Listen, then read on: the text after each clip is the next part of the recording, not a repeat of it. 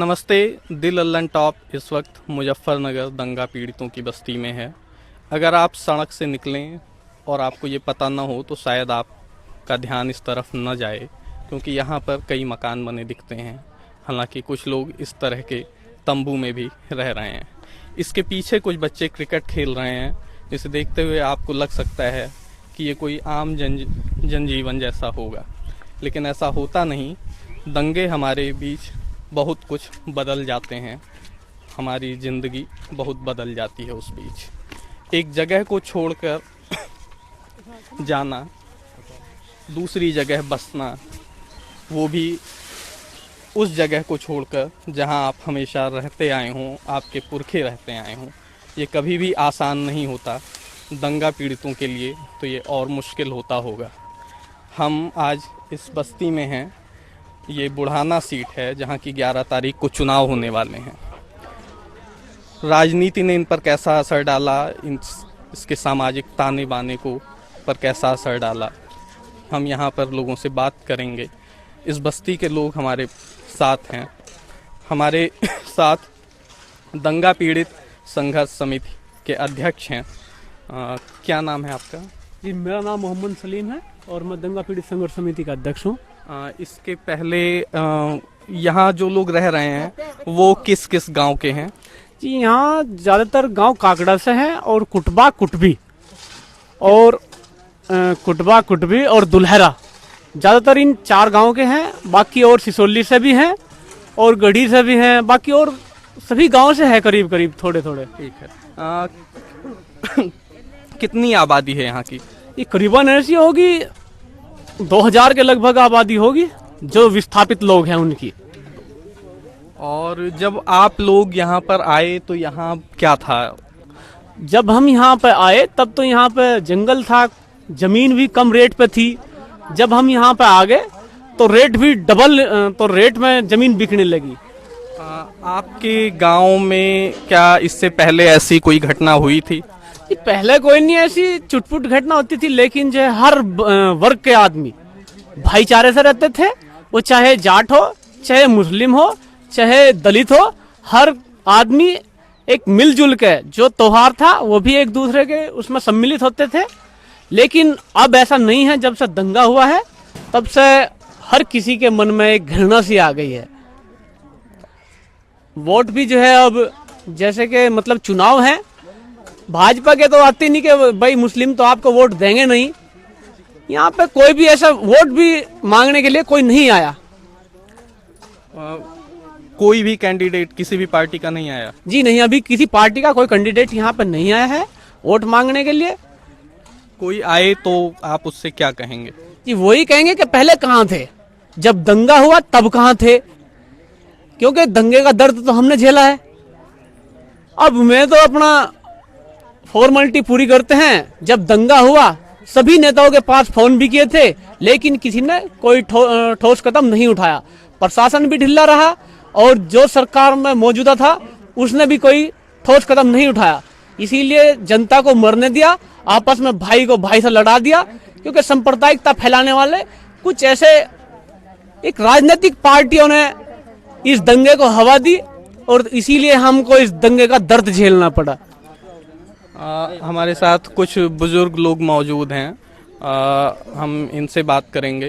आप लोगों ने तो काफ़ी पुराने भी कुछ एक आध दंगे देखे होंगे 92 के वक्त के। उस वक्त कैसा था माहौल उस गांव का जहां आप रहते थे? बहुत बेहतरीन था। जब तो उसके बाद बिगड़ाई की बार नहीं, पहले बहुत अच्छे रहते सब एक जैसे। अभी बिगड़िया का बात तो इसमें हिंदू मुस्लिम जो हुई, इससे बिगड़िया नहीं, सब बढ़िया रहते, सब कोई दिक्कत नहीं थी। जिन लोगों की वजह से वो जगह आपको छोड़कर आनी पड़ी, उन्हें आपने बचपन से देखा होगा। क्या कभी ऐसा लगा कुछ कि ऐसा हो सकता है? नहीं, कभी सोचा भी नहीं था जैसा होया। यहाँ आने के बाद कितना मुआवजा मिला आप लोगों को? हमें मुआवजा मिला 4 घरों को 5 लाख। 4 घरों को 5 लाख रुपए, 4 परिवार को 5 लाख रुपए। मेरे ख्याल से एक परिवार के लिए 5 लाख रुपए थे, तो ये 4 परिवार को 5 लाख कैसे मिले? अकेले मुझे मिले बस, 3 घर और थे मेरे परिवार, उनको किसी को नहीं मिले। मतलब कि आप और आपके बेटे थे और मुआवजा एक के नाम ही आया। सारे लोग अलग अलग रहते हैं एक साथ? बच्चों के हो रहे, कई कई बच्चे हैं उनके 8-8 7-7, किसी का 5 है, किसी का 3 है, किसी का 4 है, तो अलग ही अलग आने सबके। वो जो हम अभी झोपड़ी दिखा रहे थे वो आपकी थी? वो कब से ऐसे है? कब से है? दूर तो पड़ी मेरी तो झोपड़ी। जब से आप यहाँ आए हैं तब से वैसे ही रह रहे हैं? हाँ मतलब चौथा साल है उस झोपड़ी में? हाँ 17 साल है। क्या कह रही हैं दादी? जात वो तो ना रही है भाई, दूर से हम कुमार वाला कोई नहीं, देखो बच्चा बुढ़ा अरे और यार और तू ही सुना बागा, तू ही सुना गा के ये बाबा दोनों है, कोई टुकड़ा नहीं दे रहा, आप कर रहे खा रहे। दादी बता रही हैं कि ये बुजुर्ग हैं केवल उनके परिवार में और कमाने वाला कोई नहीं है और खर्चा बड़ी मुश्किल से उनका चलता है। 4 साल हो गए हमें, कोई हमारी वोट भी नहीं बनी, ना कोई पहचान पत्र, ना राशन कार्ड, और मेरा नाम अली हसन है। चौथा साल चल रहा है और अभी वोटर कार्ड तक नहीं बना है आपका यहाँ पर? ना राशन कार्ड, ना पहचान पत्र, ना वोट, ना कोई वोट। किसी भी तरह का पहचान पत्र नहीं बना है अभी। दंगे में जिंदगी बहुत बदल जाती है। कुछ औरतें हमारे साथ, हम बात करेंगे इनसे। आप लोग वहाँ और यहाँ में कितना कुछ बदल गया आपके लिए? जी वहाँ तो कोई सामान भी मिलता था, वहाँ तो सही थी जिंदगी। यहाँ से तो 4 साल हो गए, चौथा साल लग गया हमारा। यहाँ तो बहुत जिंदगी खराब है। 5 लाख मिले हैं, 5 लाख एक परिवार को मिले ही है, 5 लाख एक आदमी को मिले ही है। 4 जो भाई हैं वे सारे तड़प रहे झूपड़ियों में, एक परिवार को मिले। उसमें बताओ, यहाँ जमीन के रेट इतने बढ़ा दिए थे, जमीन के रेट भी यहाँ 4,000 को कर रखे थे, तो यहाँ से उस 5 लाख में जमीन ही मिली हुई है। यहाँ प्लॉट पड़े हैं ऐसे झुग्गी झोपड़ियों में अब तक पड़े हैं। चौथा साल लग गया, कोई यहाँ अधिकारी नहीं आ रहा, ना कोई यहाँ राशन के लिए आ रहा, ना यहाँ कोई बिजली के बिल के कोई नहीं वैसे हो रही सुरक्षा। जैसे दंगा पीड़ित है, क्या यहाँ टंकी नहीं है, यहाँ पानी नहीं है, कोई मतलब नहीं है, यहाँ अधिकारियों को कोई नहीं है। पढ़ाई की कोई सुविधा नहीं। बच्चे जो छूट गए थे, चौथा साल लग गया स्कूल से, तो वे बच्चे बिरानी फिर रहे। अब मेहनत मजदूरी कर रहे हैं बच्चे, यहाँ पेट भर रहे हैं, यहाँ कुछ नहीं रखा है। वहाँ जिंदगी काट रहे थे सही। गरीब आदमी कहाँ से पढ़ा ले, उनकी नहीं यहाँ तनख्वाह रही, ना यहाँ कुछ रहा काम वाम। यहाँ काम के लिए 5 लाख ही तो रुपए दिए थे आपने, यहाँ कोई और थोड़े ही दिया था यहाँ कुछ। और 4 परिवार है, आज तक भी बच्चे से झोपड़ी में सोते हैं। अच्छा 5 लाख मुआवजे में मिला था और आप बता रहे थे कि आप लोगों के आने के बाद यहाँ जमीनों के रेट दोगुने हो गए। पहले क्या रेट था यहाँ जमीन का? पहले यहाँ पर तो रेट तो क्या कोई बूझ ही नहीं रहा था, यहाँ पर बंजर था। तो डीलरों ने जब देखा कि भाई विस्थापित लोग आ गए, तो फिर जब उनको ये पता चला कि इनको 5 लाख रुपए मुआवजे के तौर पे इनको मिलेगा, तब यहाँ पे हर किसी ने अपनी जो है जमीन को संवारना शुरू कर दिया और प्लॉटिंग काट दी। तब यहाँ पे ऐसा कोई किसी ने तो 300 रुपए वर्ग गज भी ले रखी थी, किसी ने 400-500, लेकिन हमको यहाँ पे बहुत महंगे रेट पे 4,000-5,000 वर्ग गज के हिसाब से हमको जमीन दी। जो 5 लाख रुपए मिले उसी में सिर्फ जमीन ली गई। मकान भी जो बस कर्ज पे लेकर मकान बनाए, कुछ न मकान बनाए। बाकी अभी बहुत से लोग झुग्गी झोपड़ियों में रह रहे हैं। 5 लाख रुपए कुछ लोगों को मिले, बाकी एक परिवार में अगर 4 कैंडिडेट है तो उसमें सिर्फ पिता को मुआवजा मिला, बाकी 4 बच्चे जो जवान हैं उनकी शादीशुदा हैं, उनको छोड़ दिया गया। मैं ये जानना चाहता हूं कि किस कारण पर उनको छोड़ दिया गया। किसी के तो उनके खुद बाबा बने हुए हैं, उनको मुआवजा राशि नहीं दी गई। तो मैं तो ये कहता हूं कि बहुत लचीला काम हुआ। जिसने जांच की उसमें भी बहुत धांधली हुई। कुछ को मुआवजा मिला, जो जिनको मुआवजा नहीं मिला वो अभी झुग्गी झोपड़ी में रह रहे हैं, अपने बच्चों की परवरिश नहीं कर पा रहे हैं, बच्चे स्कूल नहीं जा पा रहे क्योंकि उनके पास इतना ना ही तो कोई कमाई है ना ही कारोबार है।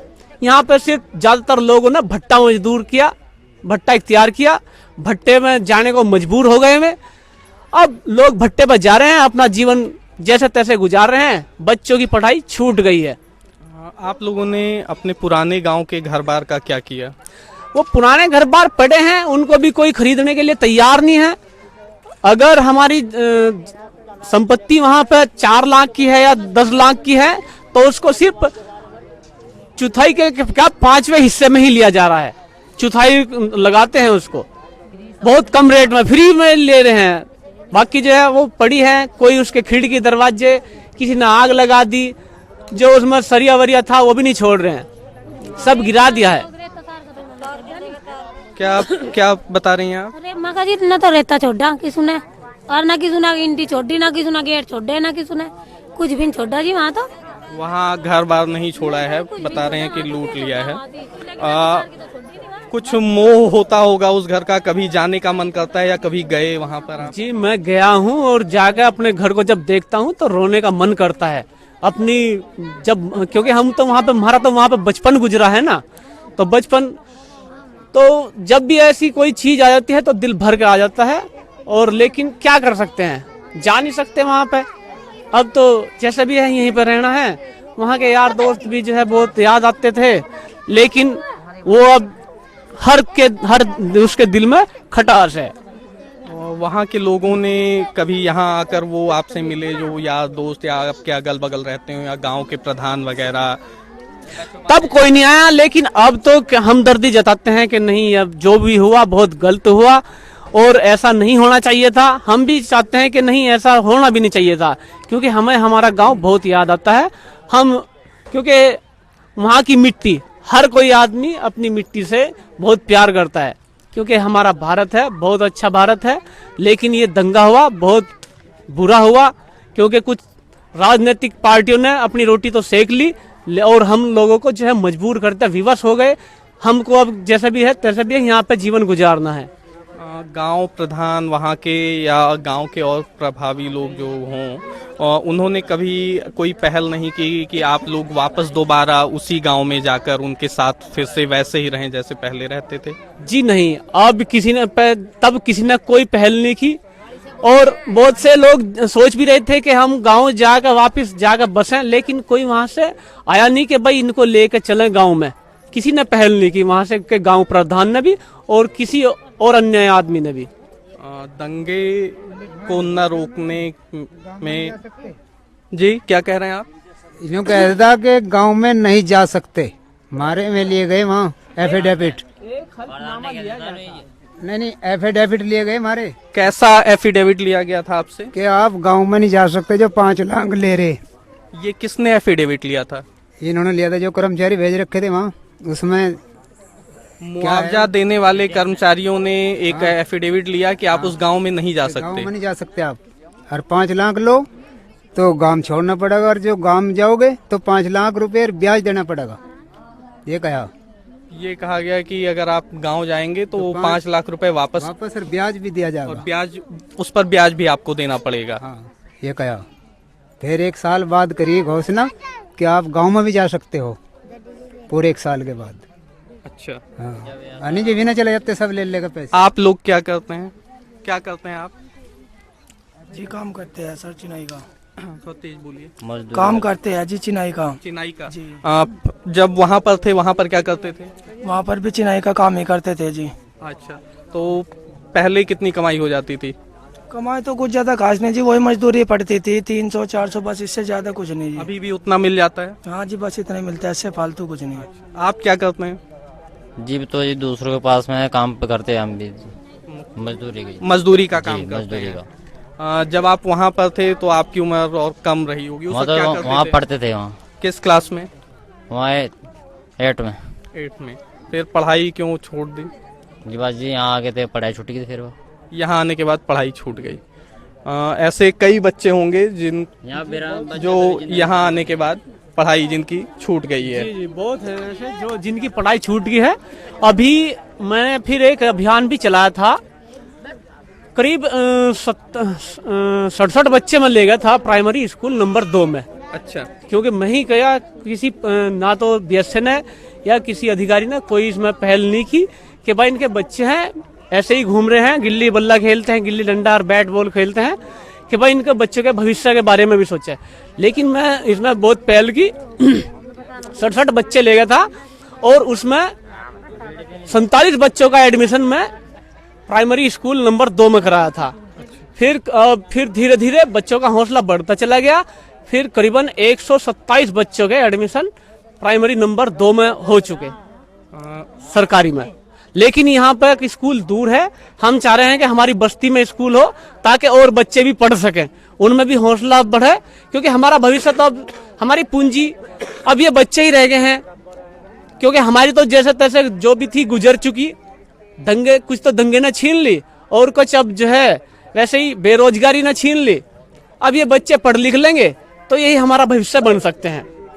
हम इनको ये भी बताते हैं कि बेटा जो हुआ बहुत बुरा हुआ, क्योंकि जातिवाद तो कुछ नहीं होता और ना ही दंगे की कोई जात होती है। जो सांप्रदायिकता फैलाते हैं वो किसी बिरादरी से नहीं होता, वो सांप्रदायिकता होते हैं। और हम ये तो यही चाहते हैं कि आपस में हर कोई भाईचारा बना के रहें, आपस में एक रहें और जैसे पहले जिंदगी गुजारे थे ऐसे ही जिंदगी अपनी हम गुजारें। ज़्यादा जिम्मेदार आप किन को मानते हैं, वहाँ के लोगों को या नेताओं को? मैं तो ज्यादातर ही वहाँ की ये जो राजनीतिक पार्टियां हैं मैं इनको मानता हूँ। उसमें खास तौर पर किसको? मैं इस पर भाजपा को मानता हूँ, क्योंकि इन्होंने भड़काऊ भाषण भी दिया। और अगर नेता लोग कोई ऐसी भड़काऊ भाषण ना देते और एक वो जो पंचायत हुई थी 7 तारीख को, अगर वो पंचायत रुक जाती तो मैं कहता हूं कि दंगा भी ना साध होता। उस पंचायत पर रोक लगानी थी, तो इसलिए उस दंगे का तो दंश हमको झेलना पड़ा। उनको क्या, प्रशासन की इसमें बहुत बड़ी ढील रही है। प्रशासन इसमें सतर्क रहता तो शायद ये दंगे रुक सकते थे। सरकार सपा की थी, वो क्या ये नहीं लगता कि अगर वो सरकार चाहती तो दंगे न भड़कते?